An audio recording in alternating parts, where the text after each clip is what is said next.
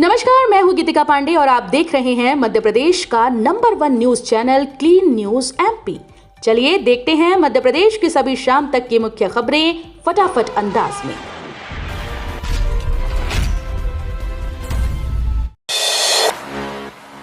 MP के 4 शहरों में आज यूपीएससी प्रीलिम्स एग्जाम। इंदौर में 14,692, ग्वालियर में 8,509 अभ्यर्थी शामिल होंगे। भोपाल, इंदौर, ग्वालियर, जबलपुर में आज संघ लोक सेवा आयोग की सिविल सेवा परीक्षा हो रही है।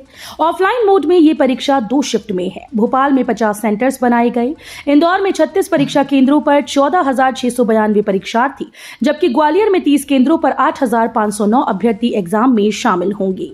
पहले शिफ्ट में परीक्षा हो गई है। अभ्यर्थियों ने बताया कि क्वेश्चन पेपर में इकोनॉमिक्स का पोर्शन ज्यादा था।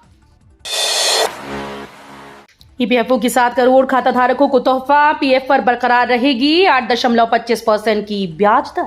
वित्त मंत्रालय, भारत सरकार ने कर्मचारी भविष्य निधि संगठन के द्वारा वित्त वर्ष 2024-25 के लिए कर्मचारी भविष्य निधि जमा पर प्रस्तावित ब्याज दर 8.25% को मंजूरी दी। पिछले साल भी यही ब्याज दर थी। इसके पहले कर्मचारी भविष्य निधि संगठन ने फरवरी में ब्याज दर 8.25% पर बरकरार रखने की घोषणा की थी। मल्लिकार्जुन खड़गे बोले, न देवड़ा पर एक्शन हुआ, ना शाह बर्खास्त हुए। कांग्रेस के राष्ट्रीय अध्यक्ष मल्लिकार्जुन खड़गे ने कर्नल सोफिया कुरैशी पर विवादित बयान देने वाले मंत्री विजय शाह को मंत्री पद से बर्खास्त न करने और सेना पर टिप्पणी करने वाले डिप्टी सीएम जगदीश देवड़ा पर कार्रवाई न करने पर प्रधानमंत्री मोदी को घेरा है। खड़गे ने एक्स पर लिखा कि भाजपा के नेताओं में पहलगाम के पीड़ितों और हमारी वीर सेना पर लांछन लगाने की होड़ चल रही है। स्कूल्स ने भेजे ही नहीं 10वीं 12वीं की प्रोजेक्ट और प्रैक्टिकल परीक्षा के नंबर, कई स्टूडेंट हुए फेल। माध्यमिक शिक्षा मंडल की 10वीं और 12वीं परीक्षा में सिस्टम की आपराधिक गलती सामने आई। दरअसल कई स्कूल्स ने अपने विद्यार्थियों के प्रोजेक्ट और प्रायोगिक परीक्षा के आंतरिक मूल्यांकन के अंक माशिम को भेजे ही नहीं। परिणाम जारी हुए तो ऐसे सैकड़ों विद्यार्थी फेल हो गए, वो भी तब जब लिखित परीक्षा में उनके बहुत अच्छे अंक आए थे। मध्य प्रदेश में संविदा कर्मियों की तबादला नीति जारी। 5 साल में एक बार होगा ट्रांसफर, 10% आएंगे दायरे में। पंचायत व ग्रामीण विकास विभाग ने संविदा कर्मियों के स्थान परिवर्तन की नीति जारी की। इस नीति के प्रावधानों के अधीन उन्हें इधर से उधर किया जा सकेगा। हालांकि जैसी नीति है उसके अनुसार बड़े स्तर पर बदलाव नहीं हो पाएंगे। पहली बड़ी शर्त यह लगाई गई कि जिला या अंतर जिला स्थानांतरण में संबंधित पद की कुल संख्या में से 10% को ही इधर से उधर किया जा सकेगा। भाजपा की विजय शाह पर नरमी, क्योंकि मध्य प्रदेश में आदिवासी चेहरों की कमी।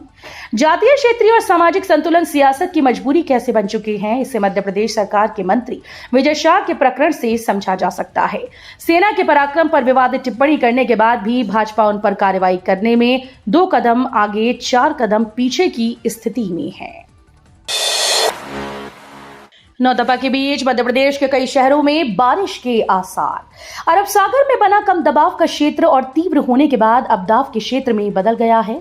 इसके अतिरिक्त 3 अन्य मौसम प्रणालियों के भी सक्रिय रहने से प्रदेश में अलग अलग क्षेत्रों में वर्षा हो रही है।